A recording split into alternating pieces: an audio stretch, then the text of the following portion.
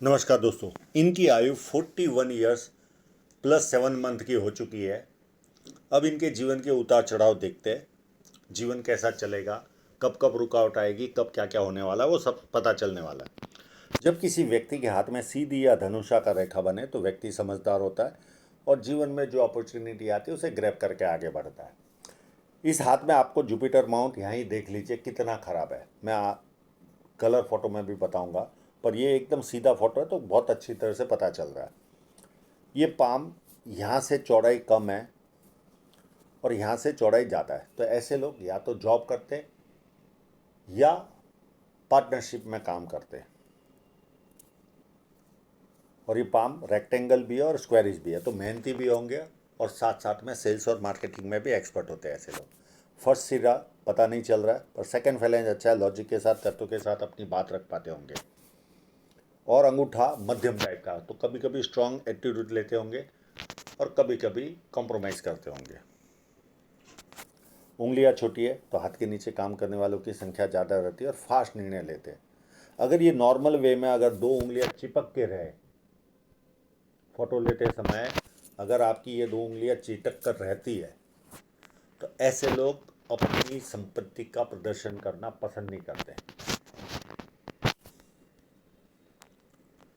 और दोनों उंगलियां लगभग सेम ही है, या लगभग जुपिटर की उंगली थोड़ी सी बड़ी लग रही है, नहीं लगभग सेम ही है।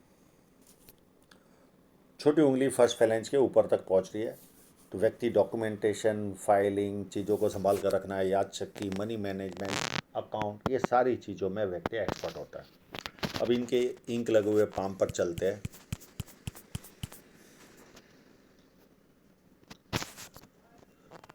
भूत पर्वत पर खड़ी लाइन है, तो ऐसे लोगों को बुढ़ापे में भी अच्छी इनकम होती है। बुध पर्वत व्यवस्थित है तो व्यक्ति को ये सुंदरता मिलती है। बुध पर्वत से लाइनों से दो चार भाषाओं के जानकार होते, बोलने ना आए तो समझ में तो आए, और बिजनेस सेंस काफ़ी अच्छा पाया जाता है। अब इनके सन माउंट पर चलते हैं। यहाँ पर यश साइन है, ये व्यक्ति को यश दिलाती है, फेम दिलाती है। विद्या रेखा भी काफ़ी बड़ी है, इनसे काफ़ी लोग पूछ पूछ कर काम करते होंगे। और बेसिक नॉलेज उत्तम तरीके का होता है, उत्तम तरीके का। और जैसे जैसे उम्र बढ़ेगी ज़्यादा लोग पूछ पूछ कर काम करेंगे। अब साइनों को देखते हैं, तो देखिए बहुत पतली लाइन से आपको मैं यहाँ पर फिश साइन दिखाता हूँ।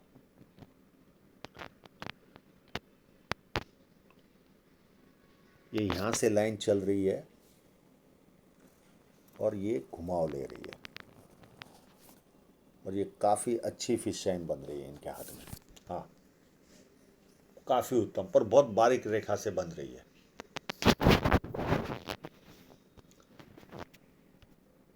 अच्छा पैसा कमाते होंगे।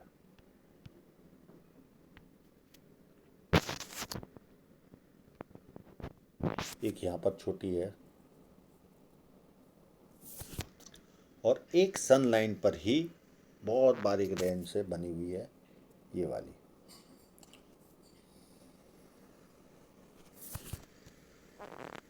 मध्यम टाइप की लाइन है ये।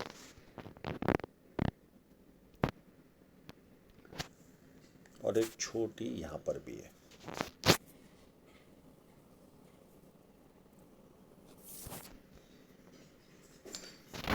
और ये स्क्वायर कंप्लीट होगा तो इंटरनेशनल लेवल का काम व्यक्ति का होता है, और आसपास के लोगों को लगता है उनके जीवन में तो बल्ले बल्ले है।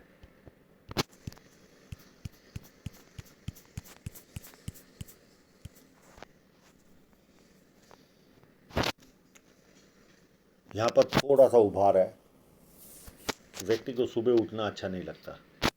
सर्दी पर्वत व्यवस्थित है, कोई प्रॉब्लम नहीं है, एक्टिव व्यक्ति रहता है। और जुपिटर माउंट पूरा अतिक्रमण कर रहा है शनि पर्वत की तरफ, यानी टिल्टेड कहते हैं इसको।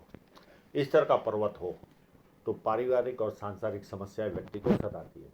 हाँ, अगर आपको बचपन में जोर से सर पे लगाओ तो सांसारिक समस्या यानी हस्बैंड वाइफ के बीच में नहीं रहती। नहीं लगाओ तो ये समस्या सताती। ये चाहेंगे तो मैं इसका उपाय दे दूंगा।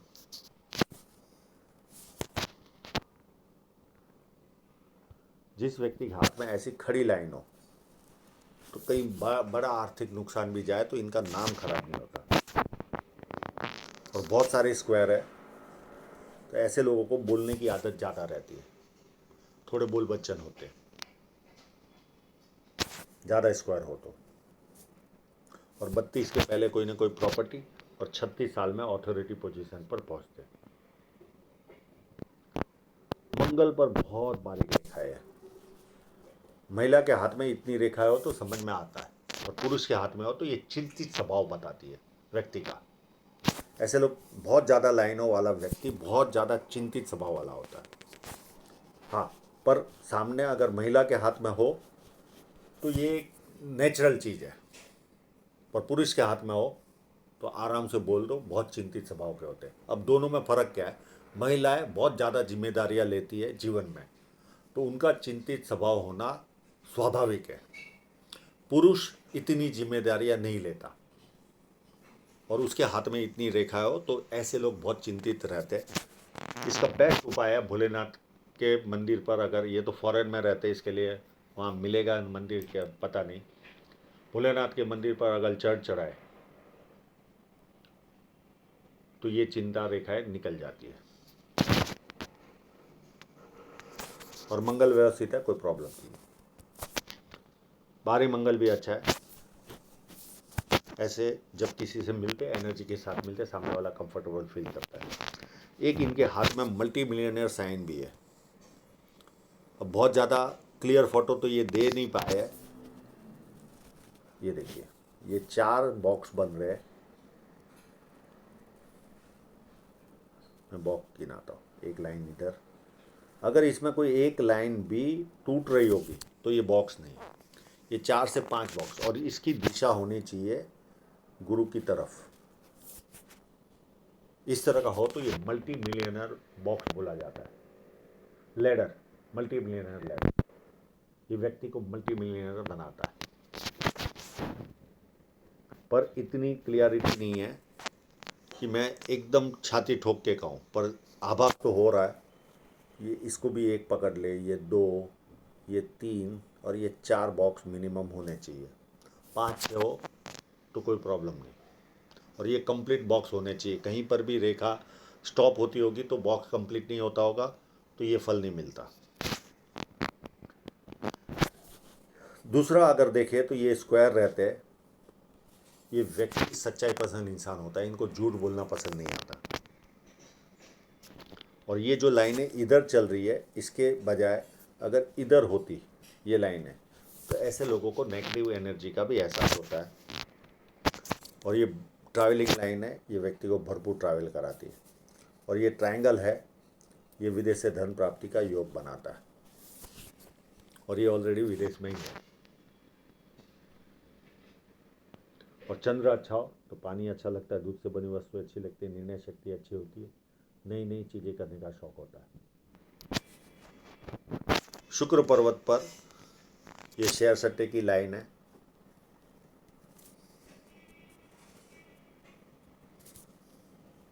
और शुक्र पर्वत स्पेस अच्छा लिया हुआ, पर उभार बहुत ज़्यादा नहीं है। तुम जैसा चाहिए वैसा शुक्र पर्वत है। अब किसी की भी हृदय रेखा से कोई भी ऐसी शाखा जाए, ऐसी, तो ऐसे लोगों को गुस्सा भरपूर रहता है। ये चाहेंगे तो मैं इसका उपाय दे दूंगा। और हृदय रेखा मोटी है तो आपाधापी वाला जीवन रहता है। सुबह से लेकर रात तक कोई ना कोई काम काज लगा ही रहता है, आपाधापी लगी रहती है। और ये जो लाइन है, ये माँ बाप की सेवा करने वालों के हाथ में रहती है। और ये जो लाइन है ऊपर जाती, ये व्यक्ति की फ्लर्ट लाइन है। व्यक्ति दुखी भी हो तो थोड़ी देर दुखी होता है, उसके बाद खुशी ढूंढता है। अब माइंड लाइन को देखे तो एक तरह से सीधी नहीं चल रही है, यहाँ चली फिर ऊपर गई फिर थोड़ी वेवी है। तो सुबह हाँ बोलेंगे, दोपहर को कोई अलग निर्णय चेंज हो जाएगा, शाम को वापस निर्णय चेंज हो जाएगा। इस तरह का नेचर इनका रहता है। पर माइंड लाइन काफ़ी बड़ी है तो ज्ञानी व्यक्ति कहेंगे इनको। और इस तरह के जो फोर्क बनते हैं तो ये कम्युनिकेशन स्किल इनमें बहुत अच्छी होती है। अभी इनकी जीवन रेखा पर चलते हैं।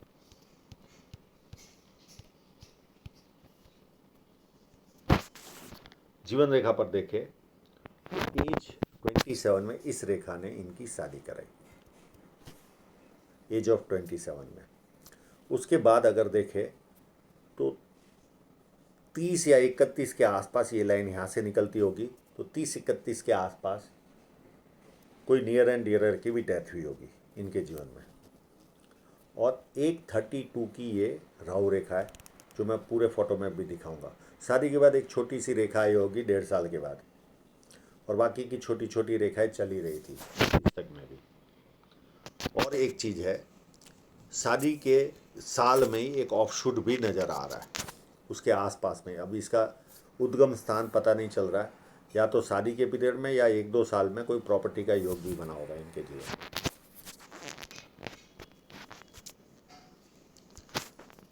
अब ये 32 में ये राहु रेखा आई, तो इनके जीवन में डिस्टर्बेंस आया होगा, और मुझे लगता है इसी जगह पर इनकी ये जो जीवन रेखा है ये लगभग 32-33 के आसपास टूट रही है, और ये लगभग 40 के आसपास से नया परिवर्तन आया होगा। 40 के आसपास घर बदलना, शहर बदलना, व्यवसाय बदलना, देश बदलना, कोई ना कोई एक बदलाव आता है, और उसके बाद जीवन स्थिर हुआ होगा इनका, और यहाँ से इनकम भी इनकी इंक्रीज हुई होगी। और ये जो बीच का पीरियड होगा 33 से लेकर, उसमें केवल ये 2-3 साल पहले, 40 के 2-3 साल पहले यानी 37 के आसपास 6 महीना बहुत अच्छा पैसा मिला होगा इनको, और उसके बाद फिर वापस कम हो गया होगा, और यहाँ से फिर वापस 40 के आसपास से वापस पैसा इंक्रीज हुआ होगा, बढ़ना। और फोटो में अगर कहीं होगी ये इस तरह से लाइन होगी, तो ये जो मैं बोल रहा हूँ वो सारा गलत, क्योंकि क्लियर फोटो आने बहुत ज़रूरी होते हैं, और लोग इतना ऑफलाइन में उतनी क्लियरिटी नहीं दे पाते जितनी मेरे ऑफिस में आकर कोई हाथ दिखाए, और उसमें जो क्लियरिटी मिलती है वो एक्सट्रीम लेवल की होती है। कहीं पर किंतु परंतु का सब्जेक्ट बहुत रेयर में रहता है। ठीक है, अब वो समय तो इनका निकल चुका है, और जैसे ही बदलाव आया वैसे ही ये राहु रेखा आई, और अभी ये राहु रेखा के पीरियड से चल रहे हैं। और राहु रेखा में 5-6 चीज़ें होती है। एक, आपके घर के नल खराब होते हैं, टॉयलेट में कोई ना कोई खराबी आती है, आपको डिस्टर्बेंस आता है जीवन में, और इलेक्ट्रॉनिक आइटम बिगड़ती है, और वाहन पर कोई ना कोई डेंट लगता है या खर्चा आता है। और 1-2 चीज़ें, और सारी चीज़ें यहाँ बता के मतलब नहीं है। उसके बाद एक राहु रेखा काटेगी इनको 45 में। उसके बाद 51 के आसपास एक समय लग रहा था कि ये शादी की लाइन है, लंबे से आ रही है, काफ़ी लंबे से, तो ऐसा लगा कि ये शादी की लाइन है और इसको माइंड लाइन को टच कर रही है। इसके लिए मैंने ये क्लोज़अप भी मंगाए, और उन क्लोज़अप में भी ऐसा लग रहा था कि ये सेकंड मैरिज की लाइन है, पर एक फ़ोटो ने मेरी उस धारणा को कैंसिल कर दिया। वो है ये फोटोग्राफ, जो बिना इंक लगे हुआ फोटोग्राफ है, उसमें ये लाइन माइंड लाइन को छू नहीं रही है, वो यहाँ पर घूम गई और यहीं स्टॉप हो रही है। यानी ये मैरिज लाइन नहीं है, ये राहु रेखा है, एज ऑफ 51।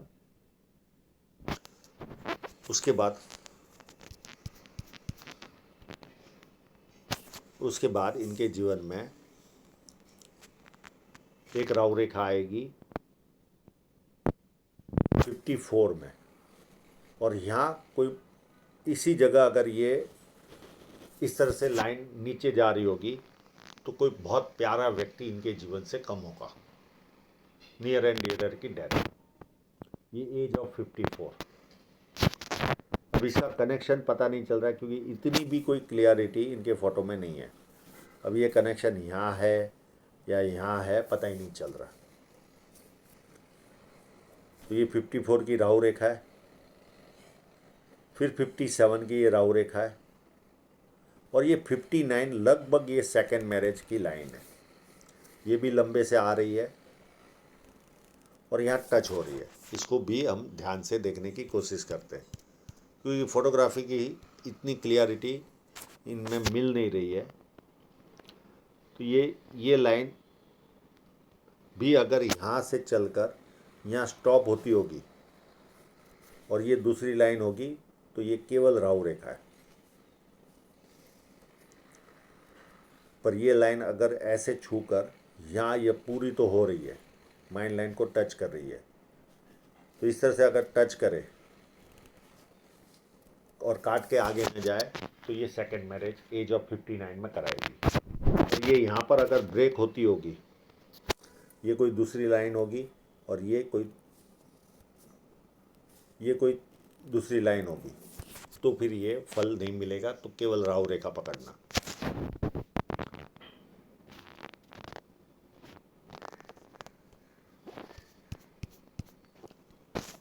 फिर उसके बाद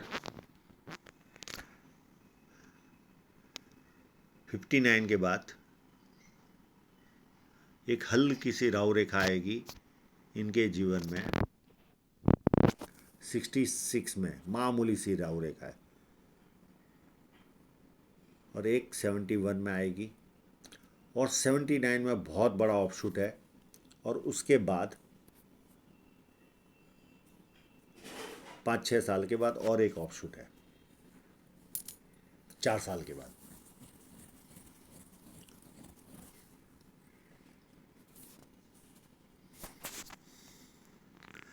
एक पारिवारिक खर्चा इनको जीवन में आया होगा 31 के आसपास, 31-32 के आसपास।